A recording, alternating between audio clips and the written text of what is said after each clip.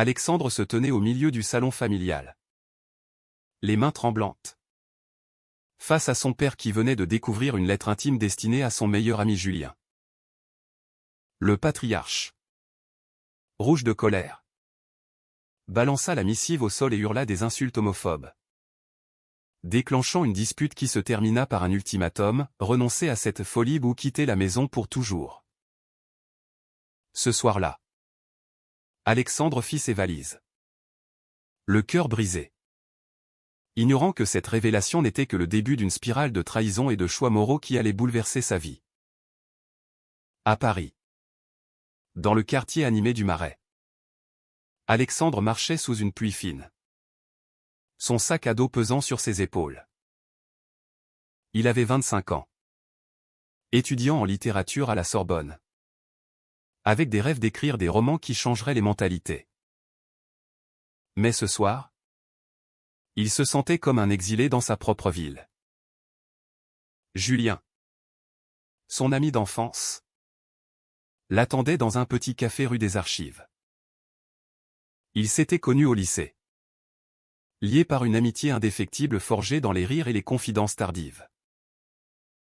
Julien, 27 ans, ingénieur en informatique, hétéro assumé avec une fiancée stable, représentait pour Alexandre la stabilité qu'il enviait. Pourtant, depuis des mois, Alexandre luttait contre des sentiments plus profonds. Un amour non réciproque qui le rongeait de l'intérieur. En entrant dans le café, Alexandre vit Julien attablé, un espresso à la main, l'air soucieux. Qu'est-ce qui s'est passé? Alex? Ton message était paniqué. Alexandre s'assit, les yeux rougis, et raconta tout, la lettre interceptée. La fureur de son père, conservateur catholique fervent qui voyait l'homosexualité comme un péché impardonnable. Julien écouta, le front plissé, posant une main réconfortante sur l'épaule d'Alexandre. Viens chez moi pour la nuit. On trouvera une solution. Cette offre, si simple, raviva en Alexandre un espoir fragile, mais aussi une culpabilité lancinante. Comment avouer à Julien que cette lettre lui était adressée? Chez Julien, dans un appartement modeste du 11e arrondissement. L'atmosphère était lourde. La fiancée de Julien, Marie, était absente pour un voyage d'affaires, laissant les deux amis seuls. Ils burent du vin rouge, parlèrent de tout et de rien pour éviter le sujet brûlant. Mais l'alcool délia les langues. Pourquoi cette lettre? Alex? À qui était-elle? Demanda Julien, les yeux fixés sur son ami. Alexandre hésita, le cœur battant. Les mots sortirent enfin, c'était pour toi. Julien. Je t'aime depuis des années. Pas comme un ami. Le silence qui suivit fut assourdissant. Julien se leva, pâle, et murmura, Je ne sais pas quoi dire. Je suis hétéro. Alex. Ça change tout. La nuit fut agitée. Alexandre dormit sur le canapé, tourmenté par des regrets. Avait-il ruiné leur amitié? Le lendemain matin, Julien prépara le petit déjeuner en silence, évitant le regard d'Alexandre. Écoute, on en reparle plus tard. J'ai besoin de temps. Alexandre acquiesça. Mais au fond de lui, une peur viscérale s'installait, la peur du rejet, amplifiée par les échos des mots de son père. Il quitta l'appartement, errant dans les rues de Paris, se demandant si sa vérité valait la perte de tout ce qu'il chérissait. De retour à la Sorbonne, Alexandre tenta de se concentrer sur ses cours. Mais les murmures des étudiants sur les droits LGBT le ramenaient à sa réalité.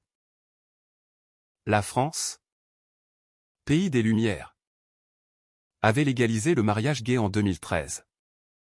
Mais les préjugés persistaient. Surtout dans les familles traditionnelles comme la sienne.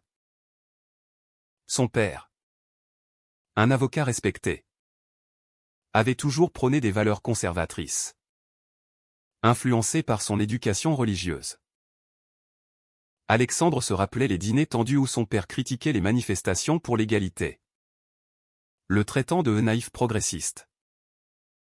Maintenant, exilé, Alexandre se sentait isolé, confronté à une société qui, malgré ses avancées, laissait encore des cicatrices invisibles. Julien, de son côté, luttait avec ses propres démons. Assis à son bureau chez une start-up tech, il repensait à la confession d'Alexandre. Était-ce vraiment une surprise? Des souvenirs affluaient, les regards prolongés. Les câlins un peu trop intimes lors de soirées arrosées. Julien se sentait trahi. Non par l'amour d'Alexandre, mais par le secret qui avait miné leur amitié. Il appela Marie, sa fiancée depuis 3 ans. Une graphiste ambitieuse. Il faut qu'on parle. Alexandre m'a avoué quelque chose de fou. Marie. À l'autre bout du fil. Depuis Lyon. Sentit la tension. Quoi donc? Julien hésita. Puis lâcha, il est amoureux de moi. Le rire nerveux de Marie masqua son inquiétude. Et toi? Qu'est-ce que tu ressens? Cette question hantait Julien. Était-il vraiment hétéro? Des doutes enfouis remontaient, une curiosité adolescente réprimée. Des amitiés masculines intenses qu'il avait rationalisées. Mais admettre cela signifierait tout remettre en question, sa relation avec Marie. Ses projets de mariage. La pression de sa famille bourgeoise qui attendait un héritier. Julien décida de confronter Alexandre. Mais pas pour clarifier ses sentiments ou pour les enterrer. Il envoya un message, on se voit ce soir? Besoin de mettre les choses au clair. La rencontre eut lieu dans un parc près de la Seine. Alexandre arriva. Anxieux. Espérant une lueur d'espoir. Julien. Direct. Déclara Alex. Je t'apprécie énormément. Mais je ne peux pas répondre à tes sentiments. Ça me met mal à l'aise. Alexandre encaissa le coup. Les larmes aux yeux. Je comprends. Je ne voulais pas te forcer. Mais Julien ajouta, et pour ton père. Peut-être que tu devrais t'excuser. Arranger les choses. L'homosexualité. C'est pas facile pour tout le monde. Ces mots blessèrent Alexandre profondément, révélant une facette conservatrice de Julien qu'il ignorait. Était-ce de la peur ou de la trahison? Ce soir-là, Alexandre rentra dans un hôtel bon marché, payé avec ses économies d'étudiant. Il appela sa mère, espérant un soutien. Elle pleura au téléphone, ton père est furieux. Mais il t'aime. Reviens. On en discute. Mais Alexandre refusa, sentant que revenir signifierait renier qui il était. La nuit, il écrivit dans son journal, « Pourquoi l'amour doit-il coûter si cher? Julien. Mon pilier me repousse maintenant. » Les conflits intérieurs s'intensifiaient, le poussant vers une décision radicale, couper les ponts avec son passé pour embrasser son identité. Pendant ce temps, Julien confia à un collègue gay. Lucas. Sa confusion. Mon meilleur ami m'a avoué son amour. Je sais pas quoi faire. Lucas. Avec empathie. Répondit, peut-être que c'est l'occasion d'explorer tes propres sentiments. La société nous force à des étiquettes. Mais la vérité est plus nuancée. Julien secoua la tête, refusant d'y penser. Mais au fond, une graine de doute germait. menaçant son équilibre précaire. La semaine suivante, Alexandre trouva un job de serveur dans un bar LGBT du Marais. Cherchant une communauté. Là, il rencontra Étienne. Un activiste de 30 ans. Charismatique et engagé. Étienne l'invita à une réunion d'association pour les droits queer. Tu n'es pas seul, Alex. Beaucoup ont vécu ça. Pour la première fois. Alexandre se sentit compris. Mais cela accentuait son amertume envers Julien et sa famille.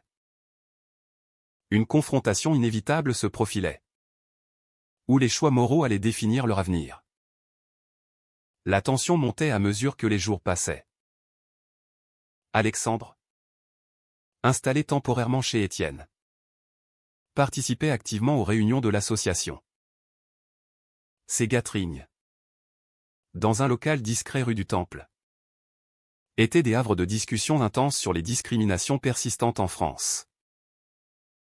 Étienne, avec son expérience, guidait Alexandre à travers ses tourments, la famille. C'est pas toujours du sang. Parfois, il faut choisir sa propre voie. Même si ça fait mal. Alexandre hochait la tête. Mais au fond, il luttait contre la culpabilité d'avoir abandonné sa mère. Prise entre son mari intransigeant et son fils. Julien, quant à lui, évitait les appels d'Alexandre, prétextant du travail. Marie rentra de Lyon. Et leur soirée se transforma en interrogatoire. « Pourquoi tu es si distant ?» demanda-t-elle. Suspicieuse. Julien avoua partiellement, Alex est gay. Et il a des sentiments pour moi. Ça m'a choqué. Marie. Jalouse. Répliqua, et toi? Tu ressens quoi pour lui? Julien nia farouchement, rien. C'est mon ami. C'est tout. Mais le mensonge pesait. Car des rêves troublants le visitaient la nuit. Mélangeant amitié et désir refoulé. Il décida de contacter le père d'Alexandre. Pensant bien faire. Monsieur Dupont. Je suis Julien. Alex est chez un ami. Il va bien. Mais il a besoin d'aide. Le père. Froid. Répondit, s'il persiste dans cette voie. Il n'est plus mon fils. Convainquez-le de rentrer et de se soigner. Cette conversation marqua un tournant. Julien, influencé par les valeurs traditionnelles de sa propre famille ou des provinciaux catholiques de Bretagne, se convainquit que l'homosexualité d'Alexandre était une phase. Une erreur à corriger. Il ignora les avertissements de Lucas, ne joue pas les sauveurs hétéros. Ça finit mal. Au lieu de cela, Julien organisa une rencontre surprise avec le père d'Alexandre, invitant ce dernier à un café où il avait donné rendez-vous à Alex sous un faux prétexte. Alexandre arriva, croyant à une réconciliation avec Julien. Mais en voyant son père attablé aux côtés de son ami, il se figea. « Qu'est-ce que c'est que ça ?» s'exclama-t-il. La voix tremblante. Le père prit la parole, « Julien m'a appelé. Il pense que tu as besoin d'aide. Et je suis d'accord. Reviens à la maison. On trouvera un thérapeute. » Alexandre se tourna vers Julien. Les yeux emplis de trahison, « Toi? Tu as fait ça ?» Julien baissa la tête, « C'est pour ton bien. » Alex. Tu détruis tout avec cette obsession. Les mots fusèrent.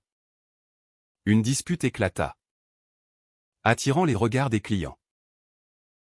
Alexandre quitta le café en furie, se sentant poignardé dans le dos par l'homme qu'il aimait. Cette trahison amplifia les conflits intérieurs d'Alexandre. Il erra le long de la scène, questionnant ses choix, avait-il eu tort d'avouer ses sentiments? La société française, malgré ses lois progressistes, Tolérait encore des thérapies de conversion illégales dans l'ombre. Étienne, en apprenant l'incident, le conseilla, c'est une attaque contre ton identité. Batte-toi. Alexandre décida alors de porter plainte contre son père pour harcèlement moral. Un acte courageux mais risqué qui diviserait la famille définitivement. Julien, rongé par le remords, confronta Marie sur leurs fiançailles. Je sais pas si je suis prêt. Elle, blessée, accusa, c'est à cause d'Alex? Tu es bi ou quoi? Julien explosa, non. Ou peut-être. Je sais plus. Cette admission fissura leur relation. Marie partit en claquant la porte, laissant Julien seul avec ses doutes. Il contacta Lucas pour une bière. Et pour la première fois. Avoua, peut-être que j'ai des sentiments pour Alex. Mais je les ai niés par peur. Lucas sourit, bienvenue dans le club. Mais réparer les dégâts demandera du courage. Les semaines suivantes virent une escalade. Alexandre, soutenu par l'association, rencontra un avocat spécialisé en droit LGBT. Votre père outrepasse. Mais une plainte publique pourrait exposer votre vie privée. Alexandre hésita. Pesant le prix, la perte totale de sa famille contre la défense de sa dignité.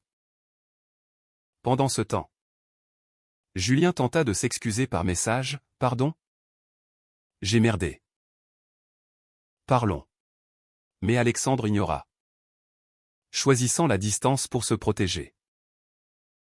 Un soir, lors d'une manifestation pour les droits queer place de la République, Alexandre prit la parole, racontant son histoire anonymement. La foule applaudit.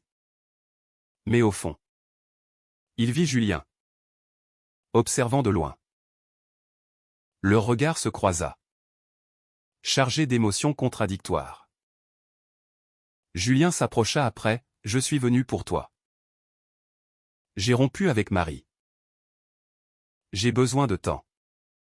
Mais peut-être qu'on peut essayer. » Alexandre, méfiant, répondit, « Après ce que tu as fait? C'est trop tard. » Pourtant, une étincelle d'espoir persistait, compliquée par la loyauté envers ses nouveaux amis. Le père d'Alexandre, informé de la plainte potentielle, appela sa femme, « Il nous attaque maintenant? C'est la faute de ce Julien. Il l'a influencé. » La mère, déchirée, plaida pour une médiation familiale. Elle contacta Alexandre, « Viens dîner. Sans ton père. On parle. » Alexandre accepta, espérant un allié. Au dîner, dans l'appartement familial de Neuilly, la mère avoua, « Je soutiens ton choix. Mais ton père est têtu. Donne-lui du temps. » Alexandre pleura, « Du temps? Il veut me guérir. » Cette révélation renforça sa détermination, mais aussi sa solitude. Julien, de son côté, explora sa sexualité en secret, lisant des livres sur la bisexualité et assistant à des groupes de soutien. Il réalisa que sa trahison venait de sa propre peur internalisée, fruit d'une éducation répressive. Il décida de confronter le père d'Alexandre seul, « Monsieur, vous perdez votre fils par ignorance. L'amour n'est pas un choix. » Le père rit amèrement, « Et vous? Qui trahissez votre fiancé pour un caprice? Sortez. » Cette rebuffade poussa Julien à une introspection profonde, valait-il la peine de tout risquer pour une vérité incertaine? La crise culmina lors d'une fête d'anniversaire chez Étienne. Alexandre, entouré de nouveaux amis, se sentait libéré. Mais Julien apparut. Déterminé, « Je t'aime. Alex. Pas comme ami. Mais plus. Pardon pour tout. » Alexandre, choqué, le repoussa, tu m'as trahi pour plaire à mon père. Comment te faire confiance? La dispute attira l'attention. Révélant les failles, Julien avait agi par peur sociale. Alexandre par orgueil blessé. Ils partirent ensemble. Marchant dans la nuit parisienne. Débattant de morale et de pardon. Les débats nocturnes devinrent une habitude. Mais la confiance brisée persistait. Alexandre et Julien se rencontraient en secret dans des cafés discrets. Explorant leurs sentiments au milieu des tensions. Alexandre questionnait, « Pourquoi m'as-tu livré à mon père? Était-ce pour te rassurer toi-même » Julien admettait, « J'avais peur de ce que ça impliquait pour moi. La société nous juge. Mes parents attendent un mariage traditionnel. » Cette honnêteté ouvrait des plaies. Mais forgeait aussi une connexion plus profonde. Teintée de doutes moraux sur la loyauté et l'authenticité. La plainte d'Alexandre contre son père avança. L'avocat conseilla une médiation judiciaire. Forçant une confrontation familiale. La mère, médiatrice, organisa une réunion neutre dans un cabinet d'avocats à Paris. Le père arriva. Rigide, c'est une phase. Influencé par des amis déviants. Alexandre riposta, c'est qui je suis. Papa. Ton rejet me détruit. Julien. Invité comme témoin. Pris la parole, j'ai contribué à ça. Et j'en suis désolé. Mais l'amour n'est pas une maladie. Le père explosa, vous deux? C'est une conspiration. La séance se termina en chaos. Avec le père quittant la pièce. Laissant Alexandre en larmes et Julien coupable. Cette épreuve accentua les pressions sociales. À la Sorbonne. Des rumeurs circulaient sur Alexandre. Amplifiées par des étudiants conservateurs. Un professeur bienveillant le soutint, la France évolue. Mais les batailles personnelles sont les plus dures. Alexandre, inspiré, commença à écrire un essai sur les conflits intérieurs des jeunes LGBT. Canalisant sa douleur en art. Julien, licencié de son job pour distraction, affronta sa famille en Bretagne. Ses parents, choqués par sa bisexualité, avouaient, tu nous déçois. Pense à ton avenir. Julien rentra à Paris. Brisé. Réalisant le prix de son coming out, isolation et précarité financière. Marie. L'ex-fiancée. Réapparue. Cherchant closure. Dans un bar? Elle confronta Julien, tu m'as trompé avec tes doutes. Était-ce inévitable? Julien s'excusa, je t'aimais. Mais je me mentais. Marie. Amère? Révéla, j'ai parlé à Alex. Il mérite mieux que tes hésitations. Cette révélation sema le doute chez Alexandre. Qui questionna Julien, tu joues sur deux tableaux. Julien nia. Mais la graine de méfiance grandit, menant à une pause dans leur relation naissante. Étienne, sentant la vulnérabilité d'Alexandre, proposa plus qu'une amitié, je suis là pour toi. Sans complication. Alexandre, tenté par la stabilité, hésita. Une nuit. Après une manifestation contre l'homophobie. Ils s'embrassèrent. Alexandre se sentit coupable, était-ce une trahison envers Julien? Ou une libération? Le lendemain. Il confia à Étienne, je l'aime encore. Étienne, déçu, conseilla, choisis ce qui te rend heureux. Pas ce qui te détruit. La famille d'Alexandre se fissura davantage. La mère divorça. Unable tout oratorusban es bigoterie. Elle déménagea chez une sœur à Lyon. Invitant Alexandre, viens vivre avec moi. On recommence. Alexandre accepta partiellement. Visitant souvent. Mais restant à Paris pour ses études. Le père. Seul. Envoya une lettre, je prie pour toi. Alexandre la déchira, symbolisant sa rupture définitive. Julien, déterminé à reconquérir Alexandre, quitta son cercle conservateur. Il rejoignit l'association d'Étienne, militant activement. Lors d'une réunion, il s'excusa publiquement devant Alexandre, « J'ai trahi par peur. Mais je choisis maintenant. » Alexandre, touché, accorda une seconde chance. Mais avec condition, thérapie de couple et transparence totale. Leur relation évolua, mêlant passion et prudence, au milieu des jugements sociaux. Pourtant, une nouvelle trahison surgit. Le père d'Alexandre, apprenant pour Julien, contacta les parents de ce dernier, révélant tout. Les parents de Julien, furieux, le déshéritèrent, pas de place pour ça dans notre famille. Julien, anéanti, accusa Alexandre, c'est ta faute? Ta plainte a tout déclenché. Alexandre répliqua, non. C'est l'intolérance qui détruit. Leur dispute culmina en une séparation temporaire, chacun affrontant ses pertes.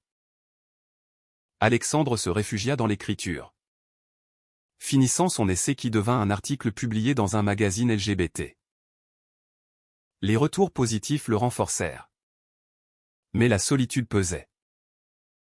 Julien, de son côté, trouva un nouveau job dans une entreprise inclusive, reconstruisant sa vie. Il réalisa que ses choix, bien que douloureux, l'avaient libéré d'une existence inauthentique. La réconciliation vint lors d'un événement Pride à Paris. Alexandre défilait, drapeau arc-en-ciel en main. Quand Julien l'interpella, « Je suis prêt à payer le prix. » Pour nous. Ils s'embrassèrent publiquement, défiant les regards. Mais les cicatrices restaient, famille brisée, amitié perdue. Leur amour, forgé dans le feu, questionnait, valait-il toutes ces souffrances? Les mois suivants testèrent leur résilience. Alexandre et Julien emménagèrent ensemble dans un petit appartement à Montmartre. Un acte de défiance contre les normes. Mais les ombres du passé persistaient. Alexandre recevait des appels anonymes de son père. Des tentatives maladroites de réconciliation mêlées à des jugements. « Pense à ton âme, disait-il. » Alexandre raccrochait. Mais chaque appel ravivait la douleur, le forçant à questionner, pardonner ou couper définitivement. Julien, adapté à sa nouvelle identité bi, affrontait des discriminations au travail. Des collègues murmuraient, remettant en cause sa compétence.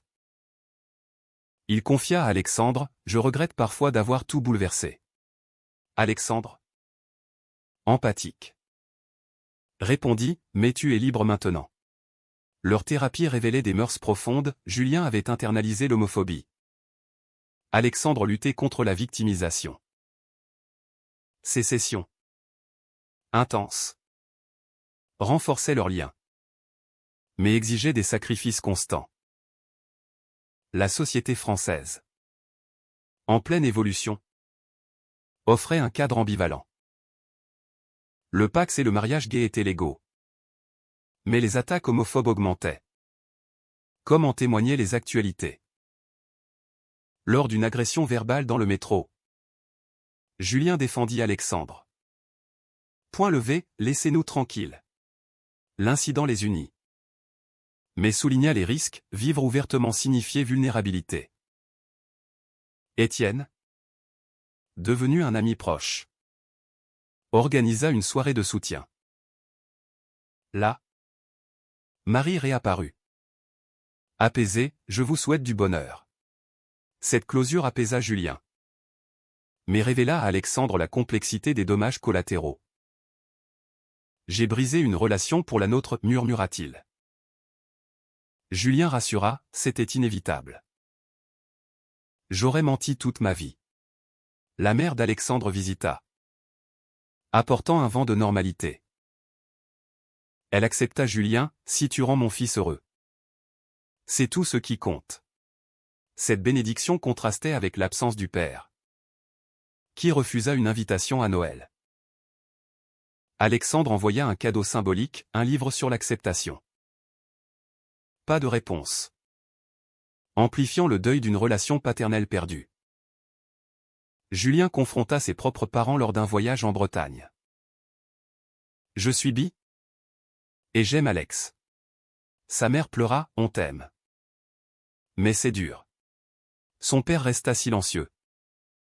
Un pas timide vers l'acceptation. Julien rentra. Optimiste, ça viendra. Mais la réalité frappa, des amis d'enfance le ghostèrent. Illustrant les coûts sociaux.